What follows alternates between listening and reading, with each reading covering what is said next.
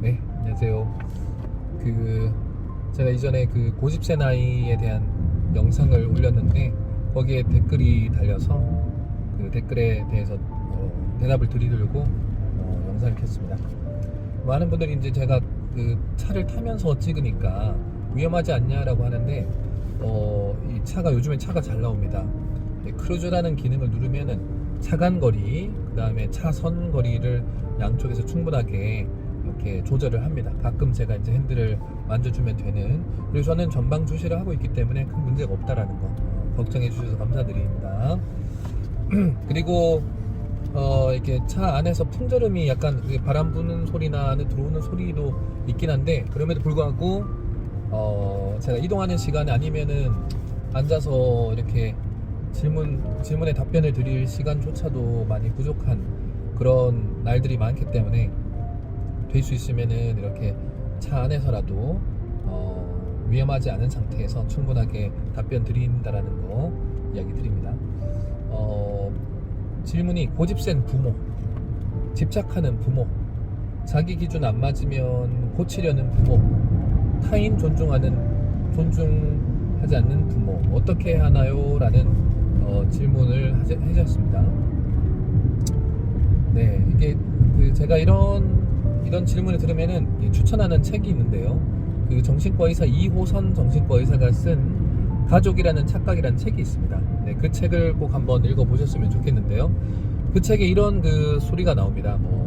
서당에서 그 훈장님이 제자들한테 따라해라 바담풍, 또 그 제자들이 바담풍 합니다. 아니, 바담풍이 아니고 바담풍 하는데 원장님이 자꾸 제자들 혼내니까 제자들은 도대체 자기들이 뭐가 틀리나, 똑같이 바담풍 하니까 바람풍이라 해야 되는데 바담풍 하면서 혼내고 있는 거예요. 근데 나중에 알고 보니까 그 자기 발음이 잘못됐다는 것을 깨달았지만, 그럼에도 불구하고 내가 바담풍 하면 니들은 바담풍이라고 잘해야 된다, 내가 혀가 짧지만 이라고, 내 잘못에 대해서는 괜찮고 니들은 그래도 잘해야 된다, 이런 식으로 이제 이 상황을 설명을 하면서 가족도 이와 유사할 수 있다라는 얘기를 합니다. 그 가족이라는 착각이라는 책에 이런 내용이 나오거든요. 그래서 꼭 한번 읽어보셨으면 좋겠고요. 근데 이게 뭐냐 하면은, 자기는 잘못한 게 분명히 많지만 자녀의 잘못을 먼저 보이는 게 부모입니다. 부모가, 저도 딸만 둘이거든요. 근데 제가 어렸을 때 공부를 못했으면 자녀들한테 공부를 하라고 자꾸 얘기하는 것, 그러니까 자기는 지금 공부를 다시 할 수 없고 이제는 공부를 왜 해야 되는지 깨달았고, 그래서 학창시절 때 공부를 많이 해야 된다는 거, 잘해야 된다는 거를 이제 느끼는 거예요. 그런데 자녀한테는 지금 그 말을 깨달았으니까 하고는 있지만, 자녀가 그 당시에 지금 이 당시에 지금 해야 되는 것들도 내가 어렸을 때 잘 하기 힘들다라는 것을 그거는 이해를 못하는 거죠. 그래서 부모는 자기는 옳고 너는 항상 틀려 라는 말을 하면서 계속 부모 자녀 간의 관계가 좀 힘들어지는 거죠. 자, 그래서 핵심은 이런 부모와 나는 왜 떠나지 못하지? 요거를 이제 분리 개별화를 하는데, 부모와 분리가 돼야 되는 나이가 되면 분리가 돼야 됩니다. 그리고 본인이 독립적인 상황을 잘 만들어서 생활의 독립적인, 경제적인 독립적인, 정서적인 독립적인, 신체적인 독립을 계속 다 가져야 되는데 왜 이게 잘 안 될까요? 를 생각해 보면은, 부모님한테 나는 어쨌든 자녀로서 의존의 대상으로서 나는 부모님하고 잘 관계를 맺고 싶은 욕심이 있는 거예요. 또 바람은 있는 거예요. 하지만 이런 부모님들과는 될 수 있으면은 독립을 정하게 해서 스스로의 삶을 사는 것이 가장 좋습니다. 부모님이 어떻게 키웠길래 이렇게 분리개발화가 잘 안 되냐, 이런 것도 이제 봐야 되는데요. 부모들은 자기는 되게 쿨한 거 알아요. 자기가 다 쿨한 척 합니다. 그래서 아이들이 유치원 때 집에 와가지고 그림을 그리죠. 어떤 아이를 그림 그리면서 나 민철이랑 결혼할 거야. 그러면은 너 아빠랑 결혼하겠잖아. 또 우리 딸이 또 남자를 그리면 우리 아들이 여자를 그리면 너 엄마랑 결혼하기로 했잖아. 이렇게 이제 얘기를 하면서 괜찮아. 많은 친구 사귀어봐. 좋아하는 친구도 많이 가져야 돼. 하고 쿨한 척 해놓고 그 다음날 아침에 유치원 차가 오면 저기 민지가 누구예요? 민철이가 누구예요? 하면서 그 어린이집 유치원 차가 오면은 그 아이를 확인하죠. 자, 이 말은 뭐냐 하면은 우리 아이에게 내가 집착하고 있는 거를 부모는 잘 모릅니다. 그렇기 때문에 부모가 부모 스스로서 자녀한테 내가 집착하고 있는지를 알아야 되는데 참 그게 알기 어렵죠. 자기의 문제를 바라보는 게 제일 어렵습니다. 사람은 자기 눈으로 자기를 보기가 어렵습니다.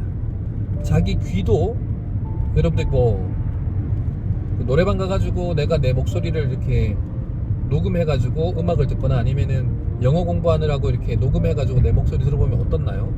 이게 토할 것 같잖아요. 내 목소리 아닌 것 같고 왜 그럴까요? 사람은 자기 눈으로 자기를 물론 이제 눈을 뽑아서 돌리면 되는데 죽잖아요. 두 번째, 내 목소리는 밖으로 나오는 이 소리는 외이, 중이, 내이로 통해서 소리는 잘 들리는 것처럼 보이지만 안쪽으로 오르케버트라는 구강 안쪽으로 들어가는 또 울림 소리가 있습니다. 그러니까 소리는 이중으로 들려서 잘 인식을 못하게 되어 있어요. 인간은 자기 자신을 인식하는 게 시각, 청각, 감각뿐만 아니라 자기가 자기를 인식하는 게 되게 어렵습니다. 그래서 자기가 지금 어떤 식으로 말하고 어떤 부분이 부정적으로 얘기하고 나는 어떤 부분이 결핍이 있어서 이렇게 말하고 있는지 스스로가 스스로를 평가하는 게 되게 어렵게 만들어져 있습니다.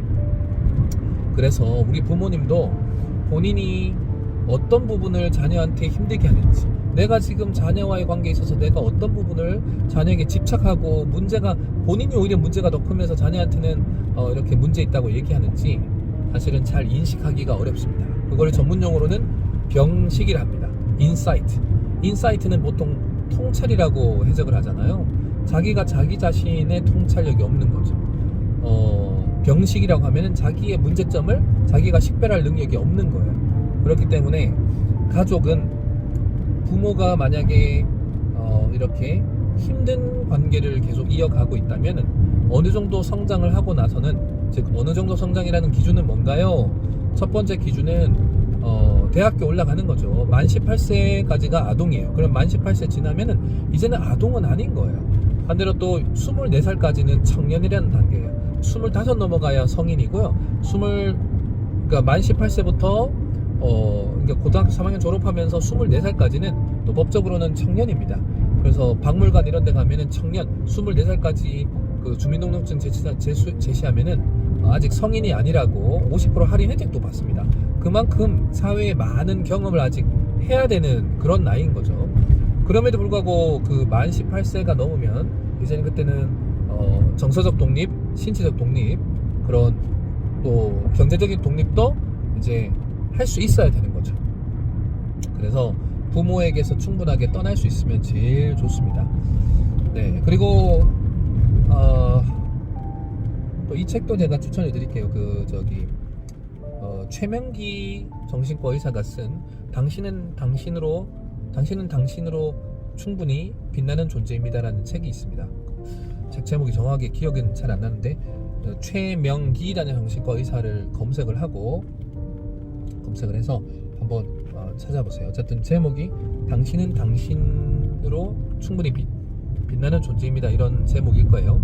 그런데 그 책에는 이런 말까지도 나옵니다. 그게 무슨 말인가 하면은 심리적 하이에나라는 단어까지 씁니다. 그게 뭐냐면은 부모가 자녀에게 공급하는 정신적인 밥, 그 다음에 신체적인 밥은 당연히 주시는데 정서적인 밥도, 언어적인 밥도, 이런 것들도 건강하게 잘 주는 게 부모인데 오히려 자녀의 건강한 감정을 빼앗고 오히려 해하는 그런 심리적 하이에나라는 용어까지도 씁니다. 그만큼 자녀를 키울 때 올바른 부모의 모습을 가진 부모들이 많지 않을 수도 있다는 것을 경고를 하는 거죠. 저도 그래서 이런 책을 읽고 또 상담을 하고 교육을 할 때마다 저는 느끼는 게, 나는 나 자신은 우리 딸들한테 정말 좋은 아빠일까? 그리고 그냥 내가 열심히 벌어다 줘서 그냥 아이들한테 먹이고 재우고 입히고 하는 의식주에만 관심이 있나? 아니면은 그 내면적인 정신적인 심리적인 안정감도 내가 줄 수 있는 그런 올바른 아빠인가 심리적 하야나는 아닌가라는 자문을 하게 됩니다. 자, 그리고 뭐 이런 문제뿐만 아니라 제일 처음에 질문 줬던 게 고집센 부모라는 표현을 썼는데요. 이게 고집이라는 것 자체가 집착이라는 영역에 되게 흡사한 단어이긴 합니다. 그러니까 자기는 윤리적이에요. 자기는 규칙이 있다고 생각해요. 자기는 이렇게 탁탁 규칙이 있다고 생각하는데 그거는 사실은 딱딱한 겁니다. 그러니까 자기는 윤리적으로 생각하는데 그거는 윤리적인 게 아니고 융통성이 없는 부모인 거죠. 네. 그래서 이런 부모들은 또 왜 이런 상황이 되었나라는 부분을 좀 잘 들여다보면은 실제로 그 부모의 부모, 즉 조부모한테 성장을 할 때 많이 이렇게 혼을 나고 크거나 칭찬을 받지 못한 상황에서 성장했을 가능성이 높습니다. 그 사람이 하는 행동, 그 사람이 하고 있는 삶의 패턴은 놀랍게도 제일 처음의 시작점은 결국 어린 시절 때의 부모와의 애착이 얼마나 애착이 잘 채워졌냐로 결정이 납니다. 그렇기 때문에 그런 그 애착이 결핍이 안 돼서 평생 채워지지 않았던 애착을 어떤 식으로 채우느냐가 그 사람의 어떤 삶의 패턴, 행동의 패턴, 언어의 패턴이 결정되거든요. 그래서 부모가 자녀를 혼을 많이 내거나 옳고 그름에 대해서 너무 강한 잣대를 들여대면서 아이를 키웠다. 그러면 아이는 크면서 완벽주의자, 즉 딱딱한 사람이 됩니다. 그래서 삶의 자가 너무 높고 너무 두꺼워가지고 그 매일매일이 자기가 잘못 살았다라는 부정적인 자기가 오늘 부족했다라는 부족한 점만 꺼내는 그런 문제가 있겠죠. 자, 그런 생각을 갖고 사는 부모가 자녀를 키울 때 어떻게 또 할까요? 자기의 기준이 높은 기준으로 자녀도 똑같이 세대 전수를 하는 거예요. 그래서 자녀가 잘한 거를 보이는 게 아니라 못한 거를 지적을 하고 자기가 못 가진 거를 자녀한테 가지라고 집착하는 그런 부모의 행동 태도가 나오겠죠.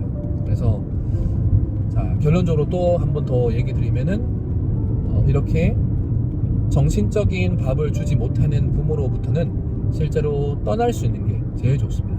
그렇다고 온전하게 떠나면은 외롭고 또 우리 그래도 부모인데 그냥 떠나라는 것 자체가 힘들 수 있습니다.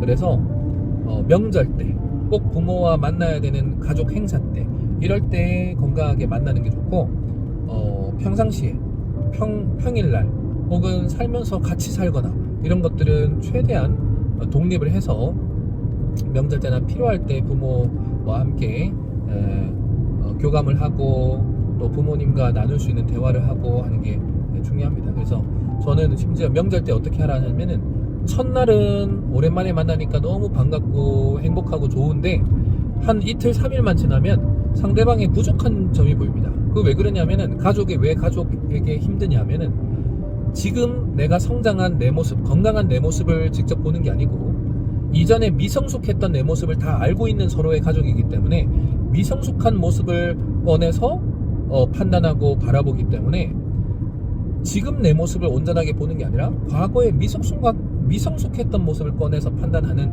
그런 문제가 생깁니다.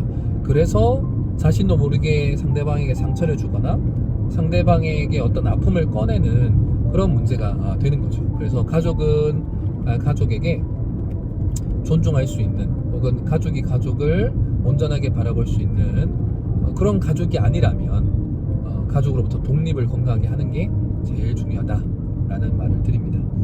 네, 오늘 제가 얘기 드린 거는 어땠는지 모르겠습니다. 제가 책을 두 권을 추천드렸는데요. 가족이라는 착각, 이호선 정신과 의사의 책하고 그리고 최명기 정신과 의사가 쓴 당신은 당신으로 충분히 빛나는 존재입니다라는 제목은 지금 잘 기억이 잘 안 나는데 한번 찾아보시고 그런 책이 있습니다. 책을 한번 읽어보시는 것도 좋지 않을까라는 생각합니다. 네, 제가 이렇게 필요시에 이렇게 이게 강의식으로 어떤 기준을 가지고 어떤 이론을 가지고 하지는 않지만 그래도 궁금한 내용이 있으면은 도움을 드릴 수 있도록 저도 이렇게 이동하는 이 시간조차도 버리지 않게 조금이라도 의미 있는 그런 영상을 찍어 보도록 저도 노력하겠습니다. 저도 이 시간을 어찌 보면은 드라마 보고 영화 보고 아니면 노래 듣고 이렇게 보통 보내게 되거든요.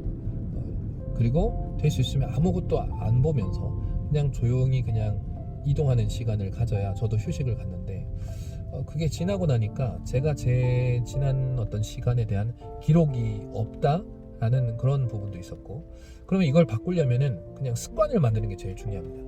그러니까 뭔가가 사람이 가장 큰 착각을 하는 게 뭐냐면은 오늘 내가 하는 생각과 행동을 내가 오늘 선택한 거라고 착각합니다. 보통 내가 하는 오늘 행동과 생각은 그날 결정하는 게 아니라 어제 했던 생각과 행동을 그대로 하는 거고, 지난달 지난해에 했던 행동과 생각을 그대로 그냥 하는 것 뿐입니다. 그만큼 사람은 그날 선택해서 새로운 것을 하기가 되게 어렵습니다. 그래서 오늘 그 사람이 하는 행동과 생각은 그냥 매번 여태까지 해왔기 때문에 그걸 또 하는 것입니다. 그래서 저조차도 이렇게 시간만 되면 이동하는 이 시간조차도 이때는 어떤 게 제가 뭐 책을 읽을 수도 없고 뭔가 할 수 없기 때문에 차라리 이때는 내가 뭔가를 아는 거를 녹화를 하고 오히려 누군가에게 도움을 줄 수 있는 그런 어떤 작업을 하는 게 의미가 있지 않을까라는 생각까지도 들어서 이렇게 이동하는 중간에라도 위험하지 않게 충분하게 앞에 전방 주시를 하면서 이렇게 합니다. 실제로 차에서 상담도 하거든요. 그래서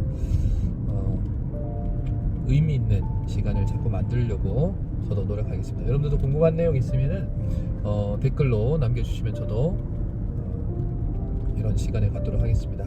감사합니다.